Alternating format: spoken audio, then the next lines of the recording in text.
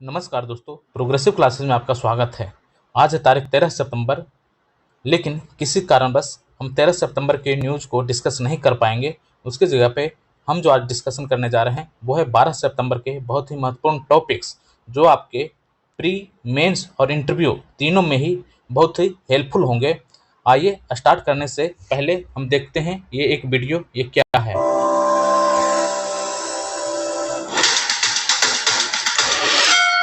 Welcome to India, a land of breathtaking natural beauty, where towering mountain Himalaya touch the heavens and anchors, provocative panel debates, and the co-creation of visions and strategies. Be there. तो अभी तक आप समझ गए होंगे कि हम चर्चा करने जा रहे हैं वैश्विक सहकारिता सम्मेलन की, जो 130 वर्ष के इतिहास में पहली बार भारत मेजबानी कर रहा है और ये होगा 25 से 30 नवंबर के बीच में। और ये कहाँ हो रहा है? भारत मंडपम, दिल्ली के भारत मंडपम में। और इसमें क्या होगा? इसी दौरान अंतर्राष्ट्रीय सहकारिता वर्ष 2025 की भी शुरुआत मानी जाएगी। यहाँ पर 10,000 पीपल के पौधे लगाए जाएंगे और ये इस कार्यक्रम की अध्यक्षता केंद्रीय सहकारिता मंत्री अमित शाह वो करेंगे। इफ्को के सौजन्य से ये प्रस्तावित कार्यक्रम है और इसका विषय क्या है? सहकारिता सबकी समृद्धि का द्वार। इसका विषय क्या होगा? सहकारिता सबकी समृद्धि का द्वार। इसमें आईसीए के जो महानिदेशक हैं जोरान डगलस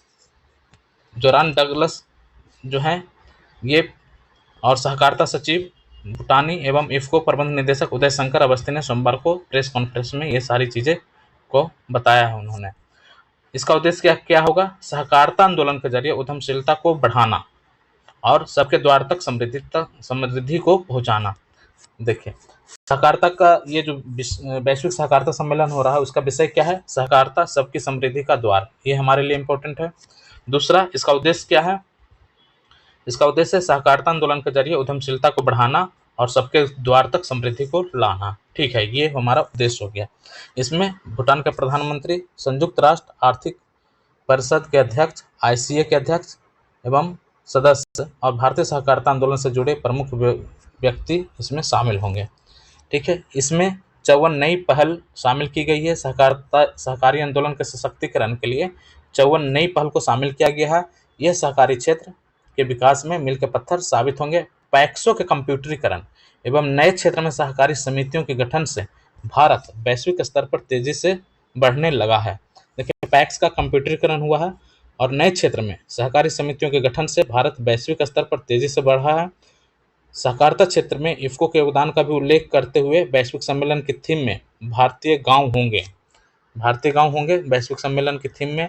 इसका उपयोग सहकारी उत्पादों को बाजार की तरह प्रदर्शित करने के लिए किया जाएगा। तो ये हो गया वैश्विक सहकारिता सम्मेलन के बारे में, जो 25 से 30 नवंबर के बीच में दिल्ली में आयोजित होने जा रहा है। साइड में एक और न्यूज दिया हुआ है, किसानों के लिए होगी आधार जैसी आईडी। जैसे आधार आइडेंटिफिकेशन एक कार्ड है हमारा, उसी तरह से किसानों के लिए एक आइडेंटिफिकेशन कार्ड होगा। ये आईसीएआर के सहयोग से बनाया जाएगा और योजना के तहत अगले वर्ष मार्च तक 5 करोड़ किसानों का पंजीकरण का लक्ष्य इसके तहत रखा गया है। इससे क्या होगा कि न्यूनतम समर्थन मूल्य और किसान क्रेडिट कार्ड जैसी योजनाओं के लिए आवेदन करते समय जो जटिलता आती है, तो वो जटिलताओं को कम करने में हमें मदद मिलेगी। महाराष्ट्र और जो उत्तर प्रदेश है, ये पहले से ही इस तरह की पायलट प्रोजेक्ट को चला रहे हैं और यह नया पंजीकरण विभिन्न कृषि योजनाओं तक किसानों की पहुंच को सुनिश्चित करेगा। साथ ही सरकारी योजनाओं को अत्यधिक प्रभावी तरीके से क्रियान्वित करने में मदद करेगा। किसानों के लिए एक एआई आधारित चैट बॉक्स जैसी तकनीक भी विकसित की जा रही है। तो ये ओवरऑल वैश्विक सहकारिता सम्मेलन और साथ में किसानों के लिए आधार जैसी आईडी, इस न्यूज़ को हमने यहाँ पर कवर किया है। ठीक है, अगला जो हमारा न्यूज़ है वो है भारत यूएई ने ऊर्जा सहयोग बढ़ाने के लिए 4 समझौते किए हैं। तो दोनों देशों के बीच परमाणु ऊर्जा के क्षेत्र में संभावनाओं को तलाशने पर सहमति बनी है। परमाणु ऊर्जा क्षेत्र में, ठीक है, ऊर्जा सहयोग बढ़ाने के लिए 4 समझौता किया गया है। ये बहुत ही इंपॉर्टेंट है। ऊर्जा सहयोग कर लिए किसके साथ समझौता हुआ है? यूएई के साथ। ठीक है, अबू धाबी के क्राउन प्रिंस ने महात्मा गांधी की समाधि पर फूल चढ़ाए थे। ठीक है, ये सब दिया हुआ है। हमारे लिए जो इम्पोर्टेंट है उसकी हम चर्चा करेंगे। भारत की ऊर्जा सुरक्षा के लिए संयुक्त अरब अमीरात की अहमियत पहले के मुकाबले अब और बढ़ गई है। 3 दिवसीय भारत दौरे पर आए यूएई के 7 राज्यों अमीरात में से एक अबू धाबी के क्राउन प्रिंस शेख खालिद बिन मोहम्मद जायद अल नहयान और मोदी के बीच में सोमवार को द्विपक्षीय वार्ता हुई। ऊर्जा क्षेत्र से 4 अहम समझौते पर हस्ताक्षर हुए। इसके तहत न सिर्फ यूएई के साथ भारत को दीर्घकालिक अवधि के लिए एलएनजी आपूर्ति का रास्ता साफ हो गया है, बल्कि दोनों के बीच परमाणु ऊर्जा क्षेत्र में संभावनाओं को तलाशने के लिए समझौता हुआ है।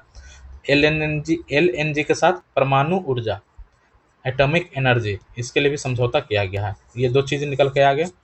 रणनीतिक उद्देश्य से पेट्रोलियम भंडार बनाने, स्ट्रेटेजिक जो पेट्रोलियम रिजर्व होते हैं वो, और अबू धाबी की कंपनियों के बीच सहमति बनी है। भारत में खाद्य उत्पादों का पार्क बनाने के लिए दोनों देशों की कंपनियों के बीच समझौता हुआ है, जो भविष्य में यूएई के खाद्य सुरक्षा के लिए महत्वपूर्ण होगा। देखिए, खाद्य उत्पादों का पार्क बनाने के लिए भी समझौता हुआ है, तो ये यूएई के लिए महत्वपूर्ण होगा, उसकी खाद्य सुरक्षा के लिए।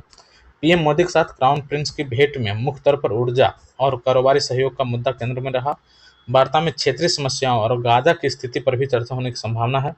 क्राउन प्रिंस के साथ अधिकारियों और उद्योगपतियों का एक बड़ा दल भी आया है। उन्होंने राष्ट्रपति भवन में द्रौपदी मुर्मू से मुलाकात की। इस दौरान राष्ट्रपति ने कहा कि भारत और यूएई ने यह दिखाया कि महिलाओं की अगुवाई में विकास ज़्यादा प्रभावी परिणाम दे सकता है। महिलाओं की स्वतंत्रता के लिए और जो उसकी निजता के लिए यूएई ने काफ़ी स्टेप उठाए हैं। तो इस संदर्भ में भारत और यूएई ने ये कहा, मतलब ये दिखाया है कि महिलाओं की अगुवाई में विकास ज़्यादा प्रभावी परिणाम दे सकते हैं, ऐसा राष्ट्रपति द्रौपदी मुर्मू ने कहा। 2 देशों में ये महत्वपूर्ण समझौते हुए। दोनों देशों के बीच एक अहम समझौता यूएई में भारत की 2 सरकारी कंपनियों इंडियन ऑयल और भारत पेट्रोलियम के संयुक्त उद्यम को अबू धाबी के एक तेल ब्लॉक के लिए उत्पादन को मंजूरी देने से जुड़ा हुआ है। यह पहला मौका होगा जब किसी भारतीय कंपनी को यूएई के ऊर्जा ब्लॉक में सीधे उत्पादन करने की अनुमति होगी। 15 वर्ष के लिए एलएनजी समझौता आईओसी व गेल और अबू धाबी की कंपनी एडीएनओसी के बीच हुआ है। इससे भारत को सालाना 10 लाख मीट्रिक टन एलएनजी की आपूर्ति सुनिश्चित होगी। सबसे अहम समझौता nuclear power corporation of India limited NPCIL और अमीरात न्यूक्लियर एनर्जी कॉरपोरेशन के बीच हुआ है। पहली बार भारत खाड़ी देश के किसी देश के साथ परमाणु ऊर्जा की संभावनाओं पर काम करेगा। तो भारत पहली बार खाड़ी ऊर्जा के किसी देश के साथ परमाणु ऊर्जा की संभावनाओं पर काम करेगा, और भारत और यूएई के बीच में ऊर्जा सहयोग को लेकर के समझौते हुए हैं, जिसमें एलएनजी और एटॉमिक एनर्जी महत्वपूर्ण है। अगला देखते हैं। अमेरिका ने सेमीकंडक्टर के क्षेत्र में भारत के साथ साझेदारी का किया ऐलान। अमेरिकी विदेश विभाग ने सोमवार को अंतर्राष्ट्रीय प्रौद्योगिकी सुरक्षा और नवाचार फंड के तहत वैश्विक सेमीकंडक्टर पारिस्थितिकी तंत्र में विविधता लाने के लिए कहा जा रहा है कि अंतर्राष्ट्रीय प्रौद्योगिकी सुरक्षा और नवाचार फंड के तहत अमेरिकी विदेश विभाग ने वैश्विक सेमीकंडक्टर इकोसिस्टम में विविधता लाने के लिए भारत के साथ साझेदारी की घोषणा की है। साझेदारी के प्रारंभिक चरण में भारत के मौजूदा सेमीकंडक्टर पारिस्थितिकी तंत्र और नियामक ढांचे के साथ साथ कार्यबल और बुनियादी ढांचे की जरूरत का व्यापक मूल्यांकन शामिल है। विदेश विभाग ने कहा कि इलेक्ट्रॉनिक्स और आईटी मंत्रालय के तहत सेमीकंडक्टर मिशन की साझेदारी दोनों देशों के लिए लाभ के लिए भारत के सेमीकंडक्टर उद्योग के विस्तार की क्षमता को रेखांकित करती है। चिप्स अधिनियम 2022 द्वारा बनाए गए आईटीएसआई फंड के तहत वैश्विक सेमीकंडक्टर पारिस्थितिकी तंत्र को विकसित करने और विविधता लाने के अवसरों का पता लगाने के लिए अमेरिकी विदेश विभाग भारत सेमीकंडक्टर मिशन के साथ साझेदारी करेगा। विदेश विभाग की ओर से जारी किए गए बयान में कहा गया है कि यह साझेदारी अधिक लचीली, सुरक्षित और टिकाऊ वैश्विक सेमीकंडक्टर श्रृंखला बनाने में मदद करेगी। बयान में कहा गया है कि अमेरिका और भारत यह सुनिश्चित करने में प्रमुख भागीदार हैं कि वैश्विक सेमीकंडक्टर आपूर्ति श्रृंखला वर्तमान में चल रहे वैश्विक डिजिटल परिवर्तन के साथ तालमेल बनाए रखे। बहुत ही इंपॉर्टेंट लाइन यहाँ पर है कि बयान में कहा गया कि अमेरिका और भारत यह सुनिश्चित करने में प्रमुख भागीदार हैं कि वैश्विक सेमीकंडक्टर आपूर्ति श्रृंखला, सेमीकंडक्टर की जो आपूर्ति श्रृंखला है और वर्तमान में चल रहा वैश्विक डिजिटल परिवर्तन के साथ तालमेल बनाए रखा जा सके। इसमें कहा गया है कि वाहनों से लेकर चिकित्सा उपकरणों तक आवश्यक उत्पादों का विनिर्माण सेमीकंडक्टर आपूर्ति श्रृंखला की ताकत और लचीलेपन पर निर्भर करती है। सेमीकंडक्टर आपूर्ति श्रृंखला जितना मजबूत होगा और जैसा लचीलापन होगा, उस हिसाब से जो भी चिकित्सा उपकरण से लेकर जो आवश्यक विनिर्माण है, उत्पाद है, वहाँ तक हमारी जो वैश्विक डिजिटल परिवर्तन हो रहा है उसके साथ आपूर्ति श्रृंखला को मतलब उसके साथ आपूर्ति श्रृंखला को एक तरह से बैलेंस बना के चलना, ये हमारे लिए बहुत ही महत्वपूर्ण है और उस हिसाब से हमें तालमेल बनाए रखना आवश्यक है, ऐसा बात यहाँ पे कहा गया है। ठीक है, अगला देखते हैं। सशक्तिकरण का माध्यम बना स्वच्छता अभियान। अब देखिए, स्वच्छता को लेकर या स्वच्छ भारत अभियान को लेकर कई बार निबंध देखने को मिलता है, निबंध लिखने के लिए आता है, तो आप इसके पॉइंट्स को जो महत्वपूर्ण होंगे उसको आप मेंशन कर सकते हैं अपने निबंध लेखन में। तो हम देखते हैं इसमें क्या लिखा गया है। स्वच्छ भारत अभियान यही बता रहा है कि कैसे किसी कार्यक्रम को लागू करने की सरकार की प्रतिबद्धता सकारात्मक बदलाव लाती है। ये हर किसी को ये स्वीकार्य होगा कि स्वच्छ भारत अभियान ने बहुत ही सफलता अर्जित की और ये भारतीय जनमानस में ये प्रवेश कर गया है कि स्वच्छता हमारे लिए कितना इम्पोर्टेंट है। और स्वच्छ भारत अभियान का जितना प्रभाव भारतीय समाज और जनमानस पर प्रभाव पड़ा है, वैसा शायद ही किसी योजना का क्रियान्वयन इस तरीके से किया गया है। तो यह माना जाएगा कि स्वच्छ भारत अभियान जिस तरह से लागू हुआ और सरकार की जो प्रतिबद्धता थी उसके कारण समाज में कितना सकारात्मक बदलाव आया है, लोगों की मानसिकता में बदलाव आया है, सोच में बदलाव आया है। तो इसी को लेकर के ये टॉपिक है। प्रतिष्ठित अंतर्राष्ट्रीय पत्रिका नेचर में प्रकाशित report toilet construction under the Swachh Bharat mission and infant mortality in India. देखिए फिर से इसको पढ़ते हैं। प्रतिष्ठित अंतर्राष्ट्रीय पत्रिका नेचर में प्रकाशित report toilet construction under the Swachh Bharat mission and infant mortality in India. जो नेचर का जो रिपोर्ट है, पत्रिका नेचर, उसका रिपोर्ट का जो शीर्षक है वो क्या है? Toilet construction. बहुत सारे टॉयलेट का यहाँ निर्माण किया गया। टॉयलेट कंस्ट्रक्शन अंडर स्वच्छ Bharat mission and infant morality, बच्चों की जो बाल मृत्यु दर है उस पर जो इफेक्ट पड़ा स्वच्छ भारत अभियान का, उसका ये शीर्षक से यहाँ पे नेचर पत्रिका का जो रिपोर्ट है वो यहाँ पे उल्लेख किया गया है इस चीज़ का। तो इन्फेंट मोर्टेलिटी इन इंडिया में यह उल्लेख हुआ है कि स्वच्छ भारत मिशन ने 2011 से 2020 के बीच में भारत में सालाना 60 से 70 हज़ार शिशुओं की मृत्यु को रोकने में मदद की है। बहुत ही इंपॉर्टेंट है। 2011 से 2020 के बीच में 60 से 70 हज़ार शिशुओं की मृत्यु को रोकने में मदद की है। अंतर्राष्ट्रीय खाद्य नीति अनुसंधान संस्थान, कैलिफोर्निया विश्वविद्यालय और ओहियो स्टेट यूनिवर्सिटी के शोधकर्ताओं ने स्वच्छ भारत मिशन और भारत में शिशु और 5 वर्ष से कम आयु के बच्चों की मृत्यु दर के बीच संबंध की पड़ताल के लिए एक अध्ययन किया। देखिए बहुत ही इंपॉर्टेंट है। अंतर्राष्ट्रीय खाद्य नीति अनुसंधान संस्थान, कैलिफोर्निया यूनिवर्सिटी और ओहियो स्टेट यूनिवर्सिटी के शोधकर्ताओं ने स्वच्छ भारत मिशन और भारत में शिशु और 5 वर्ष से कम आयु के बच्चे की मृत्यु दर के बीच संबंध की पड़ताल के लिए अध्ययन किया। 640 जिलों में शिशु मृत्यु दर और 5 वर्ष से कम आयु के बच्चों की मृत्यु दर के आंकड़े के अध्ययन से सामने आया कि स्वच्छ भारत मिशन अवधि के बाद भारत में इस मिशन से पहले के वर्षों की तुलना में शिशु और बाल मृत्यु दर में तेजी से कमी आई है। जिन जिलों में प्रमुखता से शौचालय निर्माण हुए वहां शिशु मृत्यु दर में 5.3% की कमी और 5 वर्ष से कम आयु के बच्चों की दर में 6.8% की मृत्यु की कमी देखी गई है। यह परिणाम उस आह्वान की परिणति है जो 15 अगस्त 2014 को प्रधानमंत्री मोदी ने देश को संबोधित करते हुए किया था। उन्होंने कहा था कि क्या हम उचित शौचालय सुविधा नहीं बना सकते? मुझे नहीं पता कि लोग लाल किले से गंदगी और शौचालय के बारे में मेरी बात की सराहना करेंगे या नहीं, लेकिन अगले साल जब हम यहाँ खड़े होंगे तो हर स्कूल में लड़कियों और लड़कों के लिए शौचालय होने चाहिए। प्रधानमंत्री का यह वक्तव्य राजनीतिक चश्मे से भी देखा गया, पर स्वच्छ भारत अभियान ने 2014 में जो हुंकार भरी उसका सकारात्मक नतीजा आज 10 साल बाद देखने को मिल रहा है। यह जिज्ञासा का विषय हो सकता है कि कैसे खुले में शौचालय का संबंध नवजात की मृत्यु से हो सकता है। इस प्रश्न का उत्तर जानने से पूर्व जुलाई 2015 में प्रकाशित risk of adverse pregnancy outcomes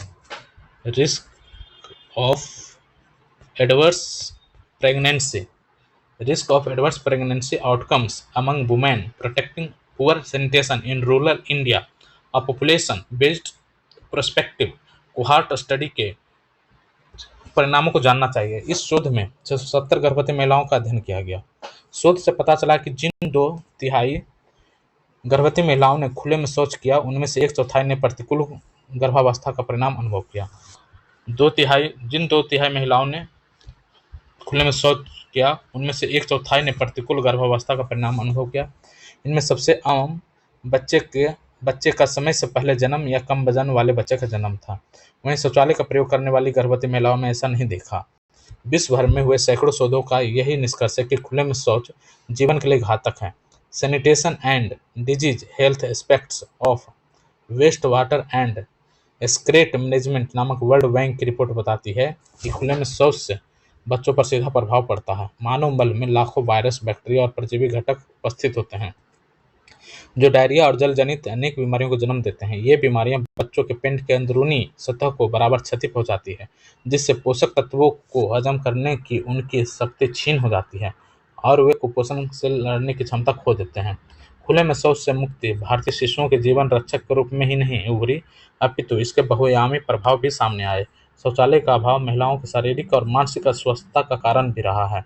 2017 में international journal of environmental research and public health में प्रकाशित एक शोध बताता है कि महिलाओं के लिए खुले में शौच न केवल उनकी शारीरिक अस्वस्थता का सबसे बड़ा कारण बनकर उभरता है, बल्कि उनके लिए आत्मसम्मान और सुरक्षा पर भी बहुत आघात पहुंचाता है। शोध के अनुसार खुले में शौच की व्यवस्था के चलते महिलाएं कम भोजन और अल्प मात्रा में जल ग्रहण करती है। ये भी सही है कि खुले में शौच की व्यवस्था के चलते महिलाएं कम भोजन और अल्प मात्रा में जल ग्रहण करती है, ताकि उन्हें दिन के उजाले में शौच ना जाना पड़े। बिल्कुल व्यवहारिक चीज़ यहाँ पर लिखा गया है। नतीजतन उनका शरीर बीमारियों का घर बन जाता है। राष्ट्रीय परिवार स्वास्थ्य सर्वेक्षण 2019-21 के अनुसार वित्त वर्ष 2015 में कुल स्वास्थ्य व्यय 62.6% से घटकर वित्त वर्ष 20 में 47% हो गया। ये कितना महत्वपूर्ण डाटा है कि एनएफएस का जो आंकड़ा आया, नेशनल फैमिली हेल्थ सर्वे का जो डाटा आया, उसमें ये बताया गया कि 2015 में जो कुल स्वास्थ्य व्यय था वो हमारा 62% था, 62.6%, और अभी हमारा कितना है 2020 में 47.01%, 47% हमारा जो है स्वास्थ्य व्यय है। स्वास्थ्य सेवाओं पर कम खर्च का सीधा संबंध गुणवत्तापूर्ण जीवन में निवेश है, और यदि जो कमी है ये बता रहा है कि हम अपना जीवन का जो गुणवत्ता है उसे हम बढ़ाए हैं, जो किसी भी देश के सर्वांगीण विकास का एक प्रमुख सूचक है। निस्संदेह खुले में शौच से यौन हिंसा की आशंकाएं बढ़ जाती है, जिससे महिलाओं को शारीरिक और मानसिक पीड़ा पहुंचती है। All we want our toilets insides our homes, the critical role of sanitation in the lives of urban poor adolescent girls in Bengaluru India नामक एक अध्ययन उन किशोरियों की पीड़ा को बखूबी से बयान करता है जिन्हें खुले में शौच के कारण शर्मिंदगी और छीटाकशी का सामना करना पड़ता है। इन तमाम तकलीफों पर लगाम लगाने के लिए स्वच्छ भारत अभियान की जब शुरुआत हुई तो अमूमन सभी को लगा कि यह नारों की शोर तक सीमित रह जाएगा, परंतु यह जन जन की आवाज़ बन गया। इस अभियान ने यही बताया कि कैसे किसी कार्यक्रम को लागू करने की सरकार की प्रतिबद्धता पूरे परिदृश्य को बदल देती है। कम से कम इस प्रतिबद्धता की तो सराहना होनी ही चाहिए। स्वच्छ भारत अभियान के सकारात्मक परिणाम की पुष्टि पेयजल और स्वच्छता विभाग एवं जल शक्ति मंत्रालय की सहायता से यूनिसेफ और Bill and Melinda Gates Foundation की report access the toilets and the safety convenience and self respect of women in India, सुरक्षा सुविधा और स्वाभिमान शीर्षक रिपोर्ट से होती है। इस रिपोर्ट के अनुसार शौचालय बनने के बाद 93% महिलाओं ने कहा कि उन्हें शौच करते समय जानवरों द्वारा नुकसान पहुंचाए जाने, संक्रमण होने और रात के अंधेरे में शौचालय जाने में डर नहीं लगता। इसे भी अनदेखा नहीं किया जा सकता कि खुले में शौच आत्मग्लानि बढ़ाता है और आत्मगौरव को घटाता है। ये सशक्तिकरण में बाधक तत्व है। आर्थिक स्वावलंबन की पहली सीढ़ी स्वाभिमान है। बहुत ही बढ़िया है। ये आर्थिक स्वावलंबन की पहली सीढ़ी स्वाभिमान है। इस दृष्टि से स्वच्छ भारत मिशन ने महिला सशक्तिकरण में अभूतपूर्व योगदान दिया है। ये बहुत ही शानदार टॉपिक था। इसमें इतने सारे जनरल्स के रिपोर्ट इसमें पब्लिश किए गए हैं कि किसी भी आप एक दो को यदि आप अपने मेंस के आंसर राइटिंग में, अपने निबंध में इसको कोट करते हैं तो आपका जो आंसर होगा, आपका जो निबंध होगा बहुत ही शानदार माना जाएगा। ये जो है समाजशास्त्र, सोशियोलॉजी में भी जो महिला सशक्तिकरण है या फिर जो अन्य मुद्दे हैं उस पर आप इसको बहुत ही अच्छी तरह से इसको कोट कर सकते हैं। तो सशक्तिकरण का माध्यम स्वच्छ भारत अभियान कैसे बना, इसके बारे में हमने यहाँ पर देख लिया। अगला देखते हैं, पूर्वोत्तर में चल रहे षड्यंत्र की अनदेखी। देखिए यहाँ पे क्या लिखा हुआ है, इस्लाम के बाद ईसाइयत के आधार पर विभाजन का दंश ना झेलना पड़े, सो पूर्वोत्तर में मतांतरण रोकना होगा। देखिए ये कन्वर्जन को लेकर के है, और कुछ जो नॉर्थ ईस्ट में जो चीज़ें चल रही है उसके ऊपर ये लेख लिखा गया। कई लोग इससे सहमत हो सकते हैं, कई लोग असहमत हो सकते हैं, लेकिन हम निष्पक्ष तरीके से इसमें जो लिखा हुआ है उसकी हम चर्चा करने का प्रयास करेंगे। ठीक है, तो देखते हैं क्या है। पहले पाकिस्तान और बांग्लादेश में तख्ता पलट का आरोप अमेरिका पर लगा है। पिछले दिनों बांग्लादेश के पूर्व प्रधानमंत्री शेख हसीना ने यह आरोप लगाया था कि बांग्लादेश और म्यांमार के कुछ हिस्सों को अलग कर पूर्वी तिमोर जैसा एक ईसाई देश बनाने की साजिश रची जा रही है। इसके बाद उनकी सरकार उखाड़ फेंकी गई और जान बचाने के लिए उन्हें भागकर भारत में शरण लेनी पड़ी। उन्होंने यह भी कहा था कि इस वर्ष जनवरी में चुनाव में उन्हें जिताने का लालच दिया गया था। लालच देने वाले उनसे बांग्लादेश में अपना एक एयरबेस स्थापित करने की शर्त रखी थी। ठीक है, उन्होंने किसी देश का नाम तो नहीं लिया, लेकिन अंतर्राष्ट्रीय स्तर पर अमेरिका और चीन के बीच बढ़ रहे तनाव के कारण अमेरिका पर संदेह जाता है। पाकिस्तान के पूर्व प्रधानमंत्री इमरान खान ने भी जब अमेरिका के खिलाफ मोर्चा खोला तो न केवल उनकी सरकार बेदखल हो गई, बल्कि उन्हें जेल की कोठरी में डाल दिया गया। शेख हसीना ने जिस भावी ईसाई देश की तरफ इशारा किया था उसमें भारत के पूर्वोत्तर के कम से कम 5 राज्य अरुणाचल प्रदेश, नागालैंड, मणिपुर, मिजोरम और मेघालय को भी शामिल करने की साजिश हो रही है। इन 5 राज्यों में से 3 मिजोरम, नागालैंड और मेघालय ईसाई बहुल हो गए हैं। नागालैंड, मिजोरम और मेघालय ईसाई बहुल हो गए हैं।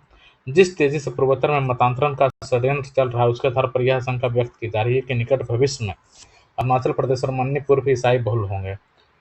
मिजोरम में ईसाई आबादी 90% है, तो 90% है मिजोरम में। 1951 में नागालैंड में 46% थी, जो बढ़कर 87-88% हो गया 1951 में।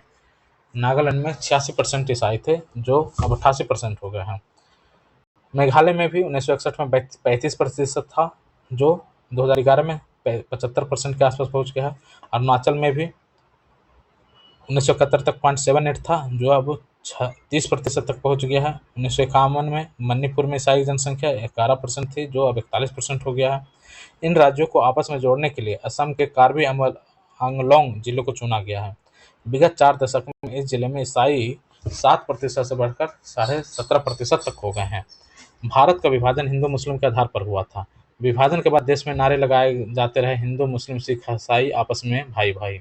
1947 में 2 भाई के बीच बंटवारा हो गया तो बाद में 2 अन्य भी बंटवारे की मांग करने लगे। आज़ादी के तुरंत बाद पूर्वोत्तर में कुछ लोगों ने ईसाई सशस्त्र संघर्ष छेड़ दिया। 1980 में पंजाब में कुछ अलगाववादी खालिस्तान का नारा लगाने लगे। पूर्वोत्तर राज्यों में ईसाईकरण का अभियान अलगाववाद को ही बल दे रहा है। पूर्वोत्तर राज्यों में ईसाईकरण का अभियान अलगाववाद को ही बल दे रहा है। इस देश का साधन संपन्न और ईसाई मिशनरियों द्वारा संचालित शिक्षण संस्थानों से पढ़कर निकला और उच्च पदों पर विराजमान प्रबुद्ध वर्ग अपनी सेकुलर छवि बनाए रखने और पश्चिमी देशों में वीजा संबंधी कठिनाइयों से बचने के लिए पूर्वोत्तर में चलाए जा रहे ईसाई अलगाववाद पर मौन धारण किए हुए हैं। इस्लामिक आतंकवाद की तरह ही पूर्वोत्तर में अनेक ईसाई उग्रवादी संगठन भी सक्रिय हैं। त्रिपुरा में संचालित national liberation front of Tripura (NLFT) के उग्रवादियों ने 1999 में वनवासी कल्याण आश्रम के 4 पदाधिकारियों का अपहरण कर उन्हें बांग्लादेश ले जाकर उनकी हत्या कर दी थी। वे शिक्षा, स्वास्थ्य, रोजगार को लेकर जनजातीय समाज में कार्यरत वनवासी कल्याण आश्रम की काम करने से रोकना चाहते थे। गत दिनों NLFT के साथ केंद्र सरकार का शांति समझौता तो हो गया, पर भविष्य में इसके लोग किसी अन्य नाम से पुनः सशस्त्र संघर्ष नहीं छेड़ेंगे, इसकी कोई गारंटी नहीं है। ईसाई बहुल नागालैंड में विरोध के कारण ही अटल बिहारी वाजपेयी की अस्थियां को वहां की सबसे बड़ी नदी डुआंग के बदले एक छोटी सी नदी में विसर्जित करनी पड़ी थी। विगत वर्ष मणिपुर में हाईकोर्ट के एक फैसले को लेकर वहां का मूल निवासी मैतेई और अप्रवासी कुकी के बीच मूल निवासी मैतेई और अप्रवासी हैं कुकी के बीच टकराव हुआ। मैतेई मणिपुर के मूल निवासी हैं। कुकी म्यांमार, नागालैंड, मिजोरम से आकर मणिपुर के पहाड़ी क्षेत्र में बसे हैं। यहाँ नशे के कारोबार करने वाले अधिकतर ईसाई अलगाववादी समूह हैं। उनकी ईसाइयत की राह में मैतेई रोड़ा साबित हो रहे हैं। मैतेई समुदाय को उच्च न्यायालय ने जनजाति का दर्जा देने पर विचार करने को कहा था। इसका विरोध करने ही कुकी लोग सड़क पर उतरे। प्रतिक्रिया में मैतेई भी सड़क पर आ गए। हालांकि कुकी महिलाओं के साथ जो अपराध हुआ उसकी जितनी भी आलोचना की जाए कम है, लेकिन इस घटना पर ईसाई संगठनों की जिस प्रकार की प्रतिक्रिया सामने आई, उससे बड़े खतरे का संकेत मिलता है। मणिपुर में मैतेई और कुकी समुदाय के आपसी संघर्ष का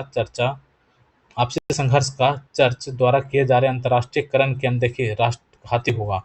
कहा जा रहा है कि मणिपुर में मैतेई और कुकी समुदाय के आपसी संघर्ष का चर्च द्वारा किए जा रहे अंतर्राष्ट्रीयकरण की अनदेखी राष्ट्रघाती होगी। केरल के आर्क बिशप ने विगत लोकसभा चुनाव में मणिपुर का मुद्दा उठाते हुए यह आरोप लगाया था कि ईसाई वर्ग पर अंधेरी ताकतें हिंसा कर रही है। मणिपुर का मुद्दा उठाते हुए यह आरोप लगाया गया था कि ईसाई वर्ग पर अंधेरी ताकतें हिंसा कर रही है। दुखद यह है कि पूर्वोत्तर राज्य में हो रहे इन षड्यंत्रों को जानते हुए भी लोग उसके खिलाफ मुखर नहीं हैं। भारत को इस्लाम के बाद अब ईसाइयत के आधार पर पुनः विभाजन का दंश न झेलना पड़े, इसके लिए देश को सतर्क रहना होगा। भारत, बांग्लादेश और म्यांमार के हिस्सों को काटकर अगर कोई ईसाई देश बना तो भविष्य में वहां महाशक्तियों के टकराव की भूमि बनेगा। अमेरिका, चीन भारत के पड़ोसी देशों में जिस तरह सक्रिय है, उसकी अनदेखी ठीक नहीं है। ये लेख बिहार विधान परिषद के पूर्व सदस्य रहे हैं हरेंद्र प्रताप, उनके द्वारा लिखा गया था। तो पूर्वोत्तर में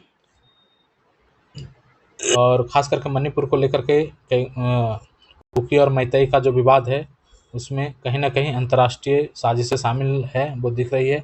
बांग्लादेश में जो हुआ, उसकी जो जड़ें हैं वो भी कहीं ना कहीं इसमें दिख रही है। तो ये बहुत सारी चीज़ें यहाँ पर हैं जिसका यहाँ पे वर्णन किया गया है, किस तरह से एक अलग ईसाइयत कंट्री की मांग की जा रही है और अंतर्राष्ट्रीय साजिश से जो है ईस्ट तिमोर जैसा एक ईसाई कंट्री बनाने के प्रयास में लगी हुई है।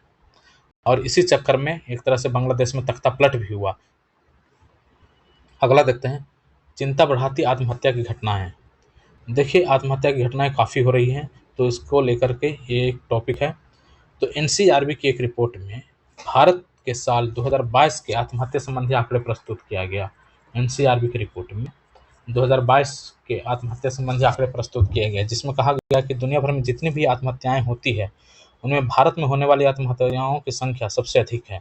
वर्ष 2022 में कुल 1.71 लाख लोगों ने भारत में आत्महत्या की।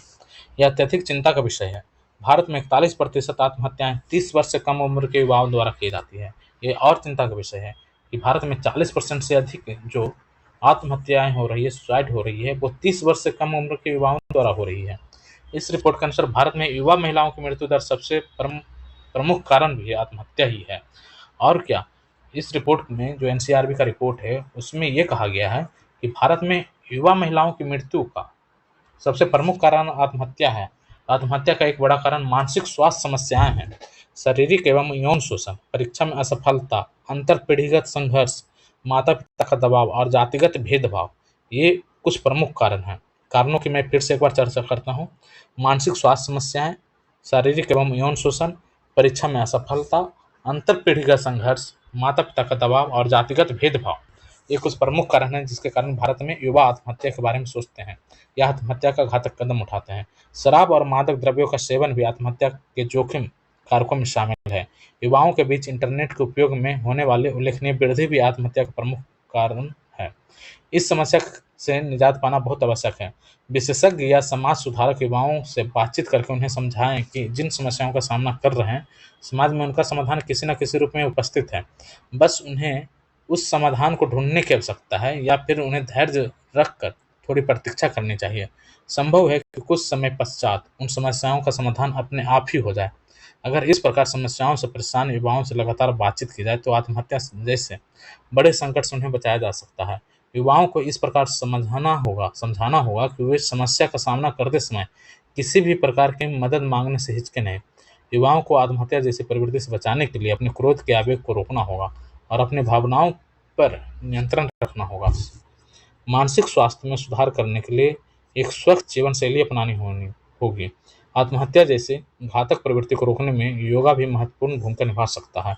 योगा का अभ्यास करके युवा अपने मानसिक स्वास्थ्य में सुधार कर सकते हैं। पढ़ाई के दबाव में होने वाली आत्महत्याओं को रोकने के लिए शैक्षणिक सुधार का भी बेहद आवश्यकता है। युवाओं की क्षमताओं का पता लगाने की एक वैकल्पिक विधि विकसित की जानी चाहिए। परीक्षा की जगह पर युवाओं की क्षमताओं का पता लगाने के लिए एक वैकल्पिक व्यवस्था होनी चाहिए, ताकि उनकी रुचि और उनके कौशल और उनकी क्षमता को पहचान कर उन्हें उनके अनुरूप उनके कार्यों की जिम्मेदारी दी जा सके। तो ये आत्महत्या को लेकर के यहाँ पे चिंता व्यक्त की गई है और उसके समाधान के कई सारे उपाय यहाँ पर बताए गए हैं। की चर्चा करें, अपने दोस्तों के साथ चर्चा करें। जो भी समस्या है उनका आप मानिए कि यहाँ पर समाधान है, बस आपको वो समाधान ढूँढना है। आप जो है अपनी भावनाओं, अपनी क्रोध पर नियंत्रण रखें, मानसिक स्वास्थ्य में सुधार लाएँ। इसके लिए योगा भी आपको हेल्प कर सकता है।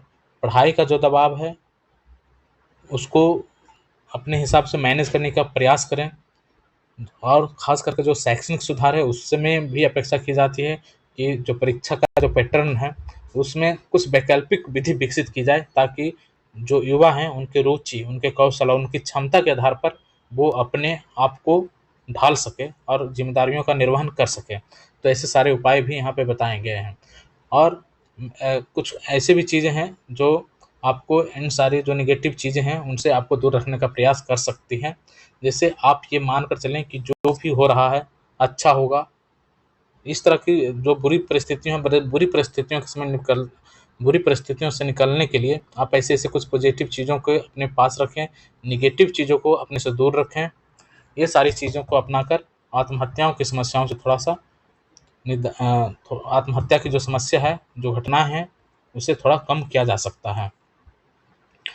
अगला देखते हैं तकनीक आधारित नई कृषि क्रांति की तैयारी।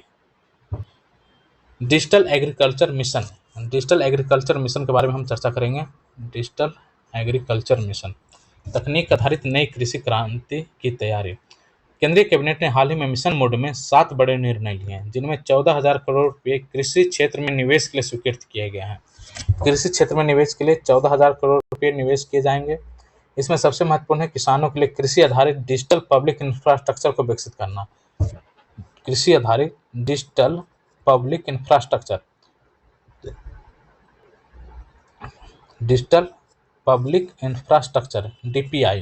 डीपीआई को विकसित किया जाएगा। इसके अंतर्गत किसानों को एक विशेष आईडी भी उपलब्ध कराई जाएगी। इसका हमने ऊपर भी चर्चा किया था। इन योजनाओं का विशेष ध्यान शोध और नवाचार, जलवायु परिवर्तन अनुकूल, क्लाइमेट रिजिलियंट, प्राकृतिक संसाधनों के प्रबंधन और कृषि क्षेत्र के डिजिटलीकरण पर होगा।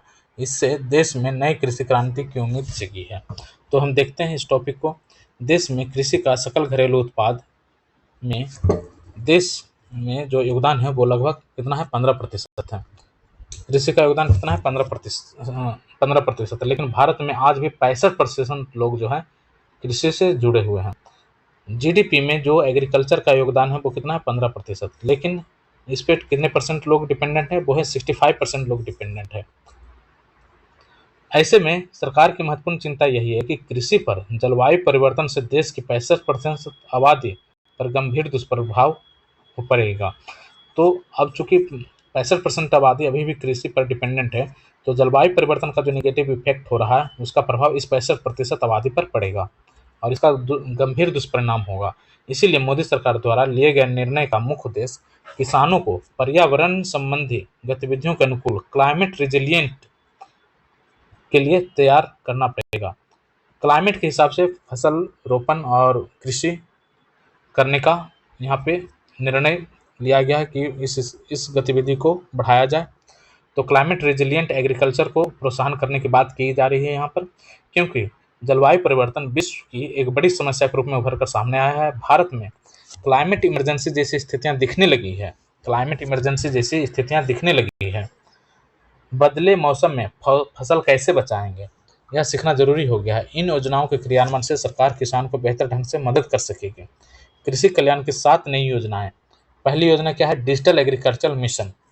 कृषि कल्याण के लिए 7 नई योजनाएं में पहला जो योजना है वो क्या है, डिजिटल एग्रीकल्चर मिशन डैम, और इसके लिए 2817 करोड़ रुपये आवंटित किए गए हैं। इसका उद्देश्य किसानों के जीवन को डिजिटल तकनीक के माध्यम से आसान बनाना है। किसानों के जीवन को डिजिटल बनाना है। डिजिटल तकनीक के माध्यम से किसान अपने जीवन को सुगमय बना पाएंगे। अर्थात जब एग्रीकल्चर का डिजिटलीकरण होगा तो वो घर बैठे भी जो फीडबैक है वो ले सकते हैं। अब मंडी का जो भाव है वो भी पता कर पाएंगे और उनकी भूमि में कैसा सॉइल का जो भी उसका रिक्वायरमेंट क्या है उसके बारे में पता कर पाएंगे। डिजिटलीकरण होने से उनको सारा जो सूचना है एग्रीकल्चर उनके फसल को लेकर के, मौसम किस तरह का है, बारिश होगी नहीं होगी, बोया जाए, फसल को सीड्स को लगाया जाए, नहीं लगाया जाए, तो ऐसे सारी जो तमाम चीज़ें हैं उनको डिजिटलीकरण के माध्यम से उनको जब सूचना मिलेगी तो उनका जीवन क्या है, सुगम हो जाएगा। दूसरा क्या है, crop science for food and nutritional security. दूसरा है crop science for food and nutritional security, CSFNS। Crop science, ठीक है, crop science for food and nutritional security, crop science for food and nutritional security, ये हो गया दूसरा, जिसके तहत 3979 करोड़ रुपये की योजना बनाई गई है जो कृषि विज्ञान और खाद्य सुरक्षा पर केंद्रित है। देखिए, जब हम यहाँ पे बोले क्रॉप साइंस तो ये कृषि विज्ञान हो गया, क्रॉप साइंस, और फूड न्यूट्रिशनल फूड, इसके बारे में यहाँ पे चर्चा कर रहे हैं, फूड एंड न्यूट्रिशन, तो ये क्या हो गया, खाद्य सुरक्षा। खाद्य सुरक्षा मतलब खाद्य खाद्य मतलब पोषक, पोषण युक्त खाद्य, और ये हो गया सिक्योरिटी, सुरक्षा, ठीक है। तो कृषि विज्ञान, पोषण युक्त खाद्य और सुरक्षा, कृषि विज्ञान, पोषण युक्त खाद्य, सुरक्षा, ठीक है। तो CSFNS, क्रॉप, यहाँ पे क्या था, crop science and food nutritional security, crop science and food nutritional security, crop science and food nutritional security, ये दूसरा हो गया। तीसरा है agriculture education and management, agriculture education and management, AEM, M. एक तो हो गया डैम, एक हो गया एम।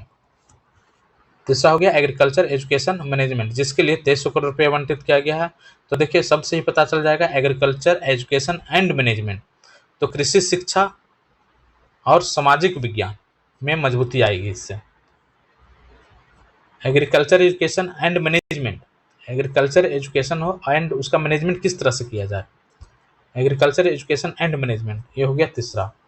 चौथा योजना है sustainable live stock health and production, sustainable live stock health and production, जिसमें 1700 करोड़ रुपया दिया गया है। इसके द्वारा कृषि क्षेत्र में पशुधन और उनके उत्पादों की गुणवत्ता और उत्पाद को बढ़ावा देने की बात कही गई है, ठीक है। पांचवा हो गया sustainable development of horticulture, sustainable development of horticulture, sustainable development of horticulture, SDH। इसके तहत 860 करोड़ रुपये फंडिंग की गई है जो बागवानी क्षेत्र में व्यापक परिवर्तन लाने में सहयोग करेगा।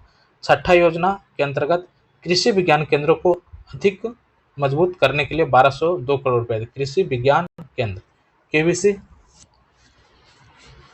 तो ये हम देख लेते हैं, ये पहला हो गया डैम, दूसरा हो गया CSFNS, तीसरा हो गया एम, चौथा हो गया SLHP। SLHP क्या था, यह है सस्टेनेबल, एक मिनट, हाँ, sustainable live stock health protection, sustainable live stock health protection. पांचवा हो गया sustainable development of horticulture, sustainable development of horticulture. छठा हो गया कृषि विज्ञान केंद्र। सातवां natural resources management, natural resources NRS, national resource management, जिसके लिए इतना करोड़ रुपया दिया गया है। तो ये हो गया 7 योजना। फिर से हम इसको रिपीट करते हैं। पहला हो गया डैम, DAM, डैम का फुल फॉर्म क्या था, DAM, digital agriculture mission, DAM का मतलब हो गया digital agriculture mission, DAM, digital agriculture mission. दूसरा था crop science, crop science food nutrition and security, यही था, crop science food nutrition and security. Dam CSFNS, ये हो गया।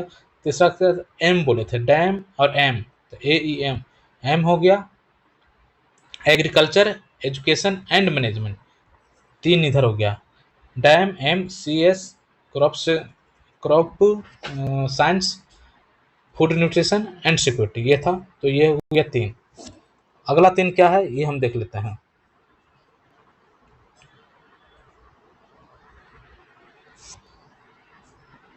अगला था sustainable live stocks health and protection है, sustainable live stocks health and protection, ये हो गया चौथा।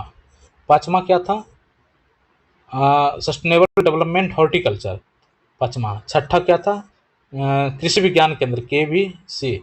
और सातवां NRS में क्या था, natural resource management, sorry NRM है, national resource management, national resource management NRM। तो ये हो गया 4 3 7, ये टोटल 7 योजना हो गया। डिजिटल एग्रीकल्चर मिशन देखते हैं। तो डिजिटल एग्रीकल्चर मिशन की सबसे बड़ी विशेषता यह है कि इसके तहत सरकार डिजिटल पब्लिक इंफ्रास्ट्रक्चर का निर्माण करना चाहती है। यह डिजिटल इंफ्रास्ट्रक्चर कृषि क्षेत्र के लिए बनाया जाएगा, जिसमें किसानों को विभिन्न सुविधाएं डिजिटल रूप में प्राप्त होगी। आधार की तरह हर किसान को फार्मर आईडी मिलेगा, जिसमें उसकी भूमि, फसल, स्कीम्स का विवरण होगा। यह डाटा देश भर में लागू किया जाएगा और इसे अगले कुछ वर्षों में पूरा करने की योजना है। इस मिशन पर 2817 करोड़ रुपये खर्च किए जाएंगे, जिसमें केंद्र सरकार 1940 करोड़ रुपये वहन करेगी और शेष राज्य एवं केंद्रशासित प्रदेश इसका हिस्सा होंगे। इस मिशन के अंतर्गत डिजिटल पब्लिक इंफ्रास्ट्रक्चर बनाने का उद्देश्य यह है कि सभी किसान इससे लाभान्वित होंगे। डिजिटल पब्लिक इंफ्रास्ट्रक्चर बनाने का उद्देश्य यह है कि सभी किसान इससे लाभान्वित होंगे। अगले 2 वर्षों में 25-26 में यह योजना पूरे देश में लागू हो जाएगी। इससे किसानों की उत्पादकता और निर्णय लेने की क्षमता में सुधार होगा। अगला है, इस मिशन को लाने की योजना सरकार ने 2021-22 में ही बनाई थी, लेकिन कोविड के कारण इसे लागू नहीं किया जा सका। वर्ष 23-24, 24-25 के बजट में वित्त मंत्री ने इस मिशन को पुनः शुरू करने की घोषणा किया था। इस मिशन का मुख्य उद्देश्य कृषि क्षेत्र में digital public infrastructure DPI, dam में था DPI, ठीक है, डैम में DPI था, डिजिटल पब्लिक इंफ्रास्ट्रक्चर DPI का निर्माण करना है, जिसमें सभी किसानों की जमीन और खेती से जुड़े जानकारी को डिजिटल रूप से संग्रहित किया जाएगा। इसके सबसे प्रमुख कंपनी एग्रीस्टेक होंगे, जो 3 हिस्सों में विभाजित है। एग्रीस्टेक है जो 3 हिस्सों में विभाजित है। पहला, किसान रजिस्ट्री।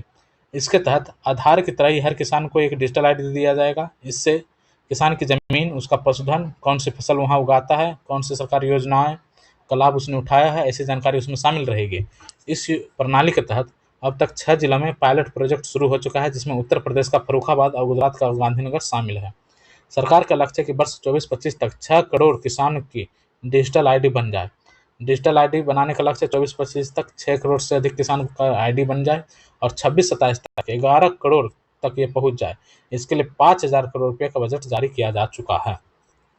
तो डिजिटल आईडी बनेगा सब किसान का, ठीक है। 11 करोड़ तक पहुंचाने का इसका लक्ष्य है। 26-27 तक, 24-25 तक 6 करोड़ बन जाना चाहिए।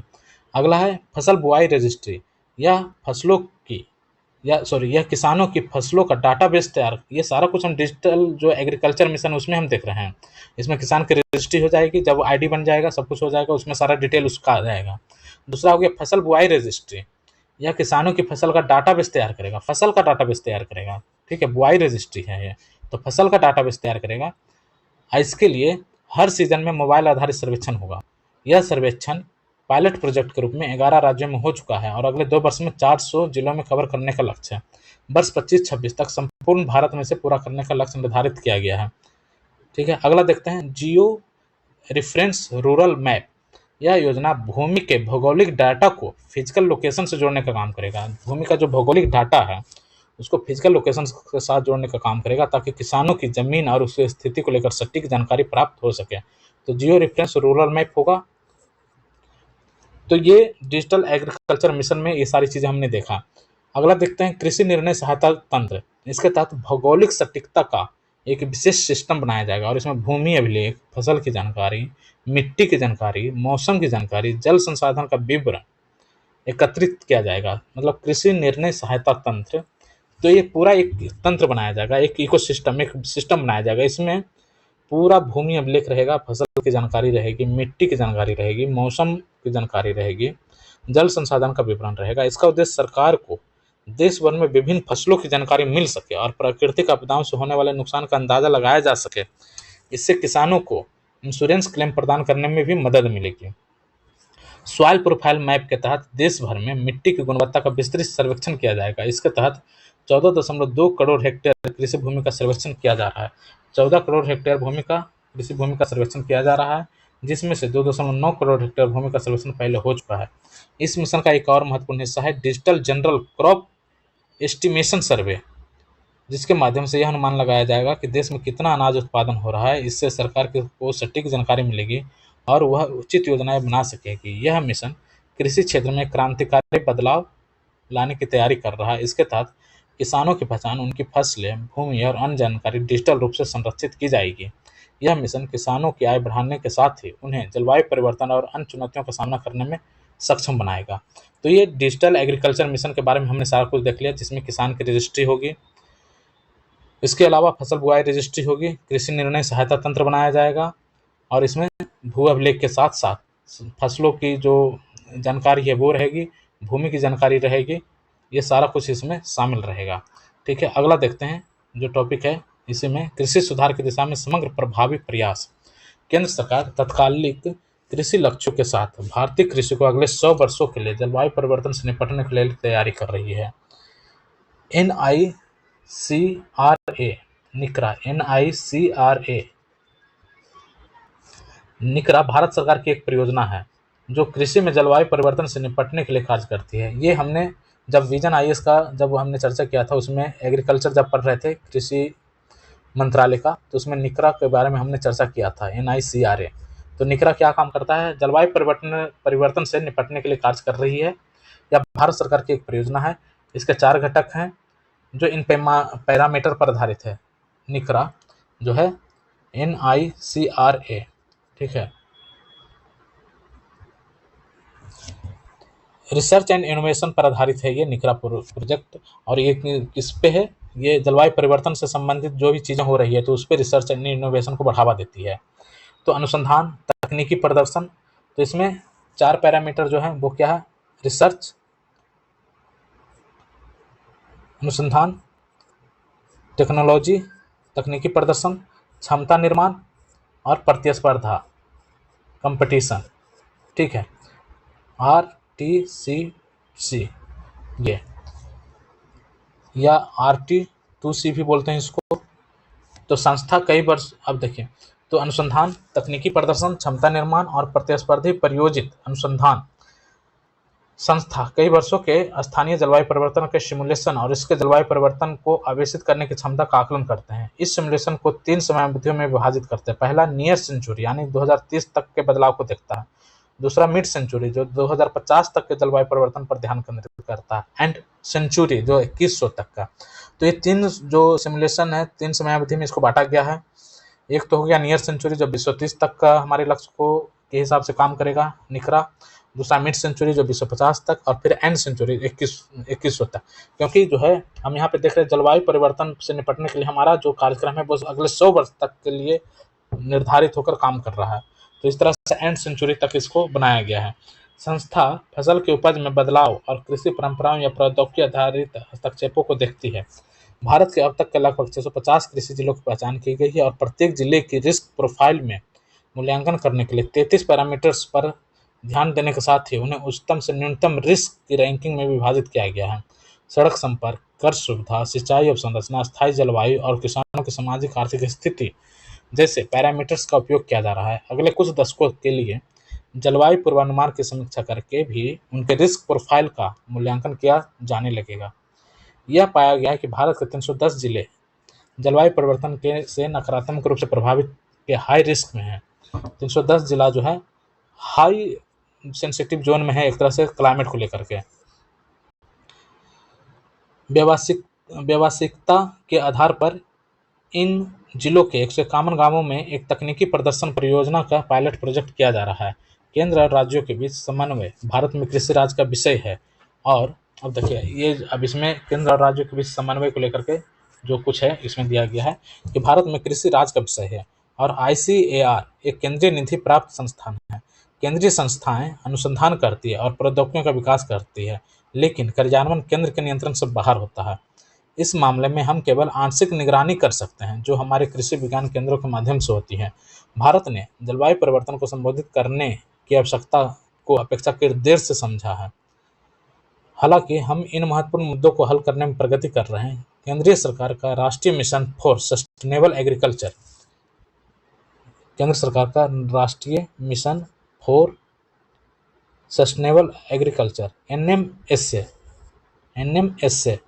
लाभकारी प्रौद्योगिकी को बढ़ावा देने, देखिए राष्ट्रीय mission for sustainable agriculture, agriculture sustainable हो उसके लिए राष्ट्रीय मिशन बनाया गया है।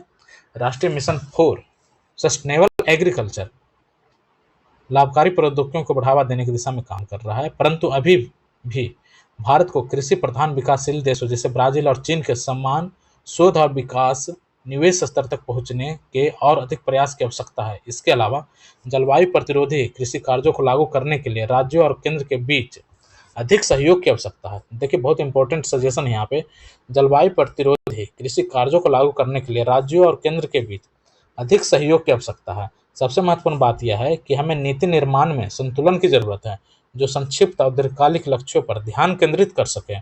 साथ ही सभी राज्यों को और कृषि संस्थाओं को विश्वास में लेते हुए नीतियों का क्रियान्वयन करना चाहिए। तो ये ओवरऑल एग्रीकल्चर में जो टेक्नोलॉजी है उसको लेकर के हमने यहाँ पे चर्चा किया, खास करके डिजिटल एग्रीकल्चर मिशन के बारे में हमने चर्चा किया। इसके अलावा जो 7 जो महत्वपूर्ण योजनाएं हैं उसको हमने यहाँ पे देखा। कृषि कल्याण से संबंधित जो 7 महत्वपूर्ण योजनाएं हैं इसमें क्या क्या था, एक बार फिर से इसको हम रिवाइज करते हैं। एक था सबसे पहला जो हमारा था डिजिटल एग्रीकल्चर मिशन, डैम में ही एक क्या था, एक डीपीआई की बात हम किए थे, डिजिटल पब्लिक इंफ्रास्ट्रक्चर, तो डैम में डीपीआई था एक। इसके अलावा क्या था, दूसरा दूसरा नंबर पर था crop science and crop science, CM था and science, crop science and क्या था, फूड न्यूट्रिशनल सिक्योरिटी ये था। डैम हो गया, सीएम एफएनएस हो गया। उसके बाद डैम और एम बोला था मैंने, एईएम था, तो एईएम में क्या था, एग्रीकल्चर एजुकेशन एंड मैनेजमेंट, 3 हो गए। चौथा था sustainable livelihood, sustainable livelihood health protection, livelihood हो सस्टेनेबल और हेल्थ प्रोटेक्शन हो, हेल्थ का प्रोटेक्शन हो, sustainable livelihood and health protection. अगला क्या था, चौथा,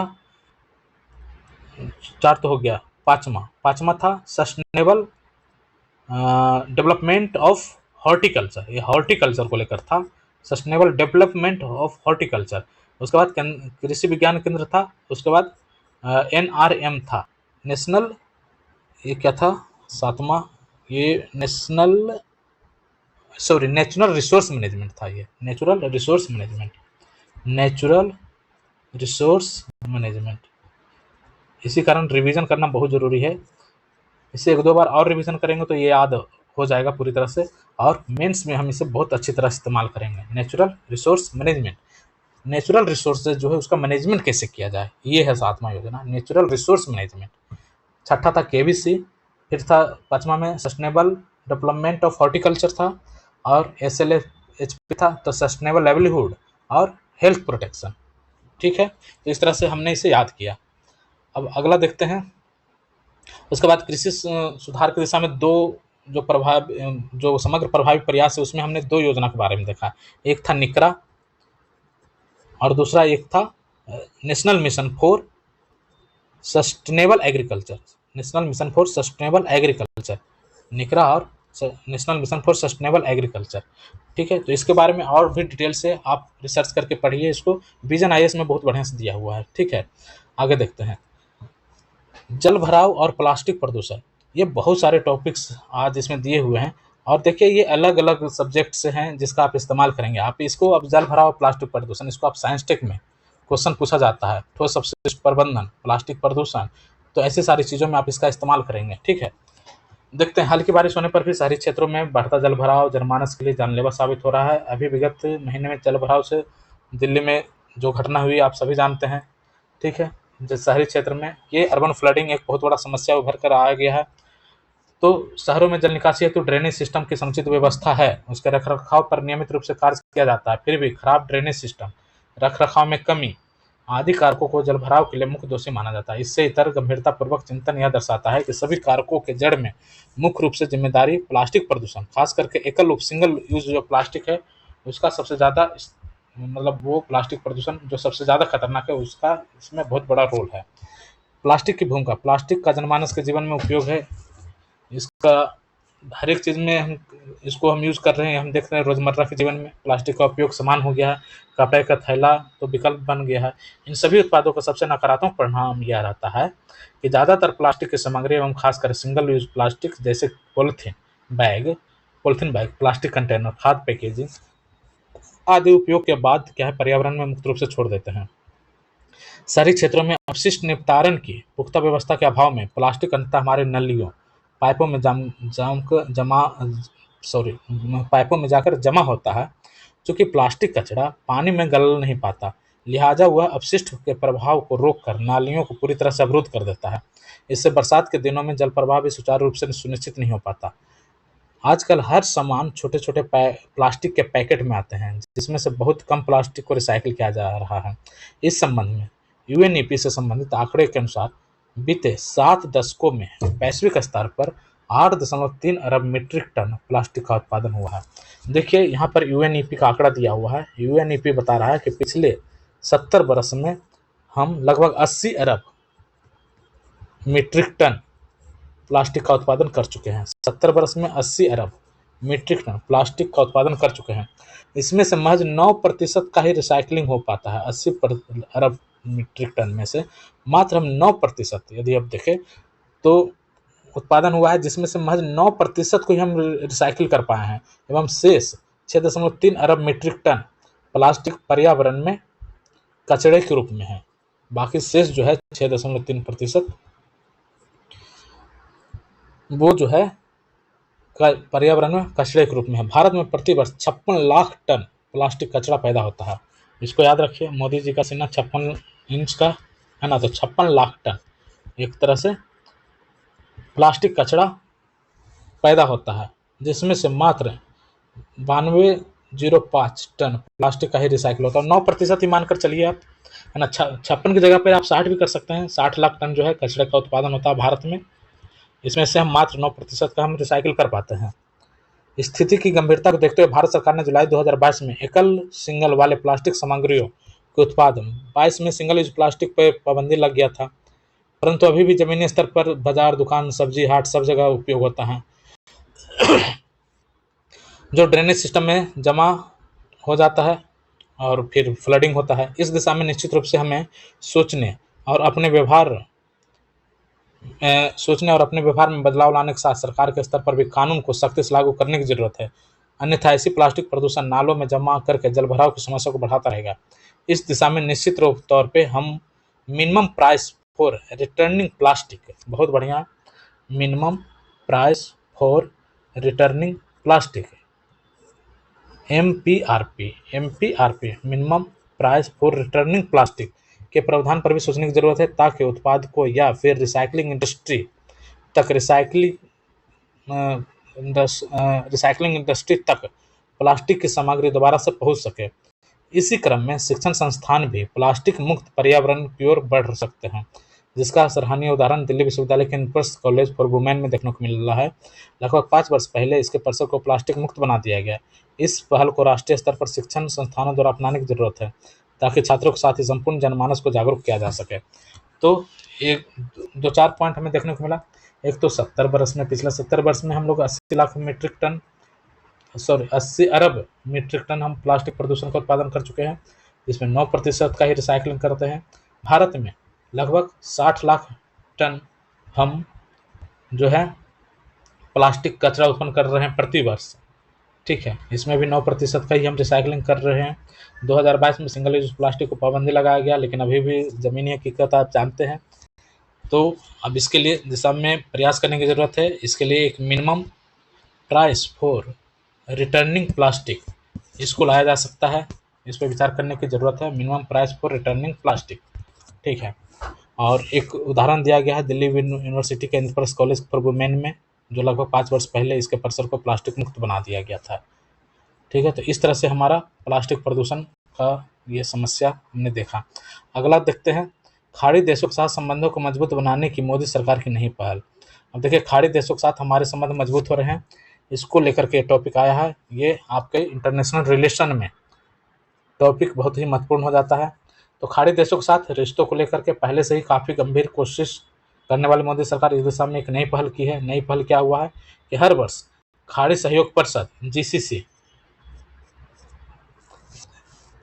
जीसीसी के विदेश मंत्रियों के साथ भारतीय विदेश मंत्री की बैठक होगी। अब हर एक साल जीसीसी के बैठक में भारतीय विदेश मंत्री शामिल होंगे विदेश मंत्री की बैठक में, जिसमें द्विपक्षीय संबंधों को दिशा देने पर अहम फैसले होंगे। सोमवार को सऊदी अरब की राजधानी रियाद में विदेश मंत्री एस जयशंकर की जीसीसी के सदस्य 6 देशों बहरीन, जीसीसी के 6 देश कौन कौन से हैं? बहरीन, कुवैत, कतर, सऊदी अरब, देखो सऊदी अरब मैंने दोनों सऊदी अरब और सऊदी अरब अमीरात, कुवैत और कतर 4 हो गए, बाकी ओमान और बहरीन 6 हो गए।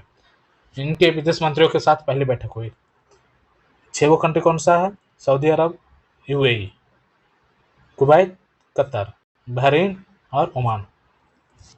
पहले इन देशों के विदेश मंत्रियों के साथ जयशंकर की अलग अलग बैठक हुई, फिर भारत जीसीसी रणनीतिक वार्ता के तहत चर्चा हुई। इस तरह की बैठक भारत आसियान के सदस्य देशों के साथ करता रहा है। जयशंकर ने कहा कि आज की बैठक सिर्फ हमारे रिश्तों की सफलताओं को बताने के लिए नहीं, बल्कि भविष्य के दूरगामी लक्ष्यों और अवसरों का खाका तैयार करने का मौका भी है। जीसीसी के साथ भारत के ऐतिहासिक रिश्ते का अर्थ ऊर्जा रक्षा प्रौद्योगिकी क्षेत्र में विस्तार हो रहा है। विदेश मंत्री ने गाजा और फिलिस्तीन के मुद्दा को भी उठाया। गाजा की मौजूदा स्थिति हमारे लिए बहुत चिंता का कारण है। भारत का इस दिशा में हमेशा से सैद्धांतिक रुख रहा है कि भारत आतंकवाद और बंधक बनाने की निंदा करता है, लेकिन लड़ाई में निर्दोष नागरिकों को मारे जाने का हमें गहरा दुख है। हम वहां जल्द से जल्द संघर्ष विराम का समर्थन करते हैं। फिलिस्तीन के बारे में जयशंकर ने कहा कि भारत इसको लेकर हमेशा से 2 राज्य के सिद्धांत का पक्षधर रहा है। देखिए, 2 स्टेट थ्योरी जो है उसमें 2 स्टेट सोल्यूशन थ्योरी नहीं, 2 स्टेट सोल्यूशन का भारत पक्षधर रहा है इजराइल फिलिस्तीन को लेकर के। जीसीसी देशों में 90 लाख भारतीय जीसीसी के देशों में 90 लाख भारतीय रहते हैं और हर वर्ष भारत को 40 अरब डॉलर की विदेशी मुद्रा भेजते हैं। कितना? 40 अरब डॉलर का विदेशी मुद्रा जीसीसी कंट्री से भारत को आता है। यह राशि भारत की इकोनॉमी के लिए बहुत अहम है। भारत अपनी ऊर्जा जरूरत का एक बड़ा हिस्सा इन देशों से खरीदता है। भारत के उत्पादों और खाद्य उत्पादों के लिए यह देश बहुत ही बड़ा बाजार है। भारत के उत्पादों और खाद्य उत्पादों के लिए यह देश बहुत बड़ा बाजार है। इस कारण भारत इस क्षेत्र में हमेशा शांति की वकालत करता है। रूसी विदेश मंत्री से भी इन्होंने मुलाकात किया। जयशंकर ने जीसीसी से इतर अपने रूसी समकक्ष सर्गेई लावारोव से भी मुलाकात किया। दोनों में कई मुद्दे पर चर्चा हुई। यह मुलाकात ऐसे समय में हुई जब कुछ दिन पहले ही रूसी राष्ट्रपति व्लादिमीर पुतिन ने यूक्रेन संघर्ष संबंध में भारत का नाम और उन तीनों देशों को शामिल किया था, जिससे वो लगातार संपर्क में है। ठीक है, तो ये हमारा टॉपिक पूरा समाप्त होता है। इसमें कई सारे महत्वपूर्ण टॉपिक्स को हमने चर्चा किया है, देखा है, जिसका आप प्री मेंस और इंटरव्यू तीनों में ही इसका बहुत ही अच्छी तरह से इस्तेमाल कर सकते हैं। तो हम फिर कल हम जो भी न्यूज़ होगा उसका हम डिस्कशन करेंगे। तब तक के लिए धन्यवाद। और आपसे एक रिक्वेस्ट है, प्लीज़ चैनल को सब्सक्राइब कीजिए। और आपको अच्छा लगता है ये हमारा डिस्कशन, ये अच्छा लग रहा है तो अपने दोस्तों को रेफ़र कीजिए, अपने दोस्तों को भेजिए, ये लिंक भेजिए और उनको ज्वाइन करने के लिए बोलिए। आप लाइक करेंगे तो हमें अच्छा लगेगा और हम थोड़ा मोटिवेटेड फील करेंगे। तो इसी उम्मीद के साथ फिर कल मिलते हैं। जय हिंद,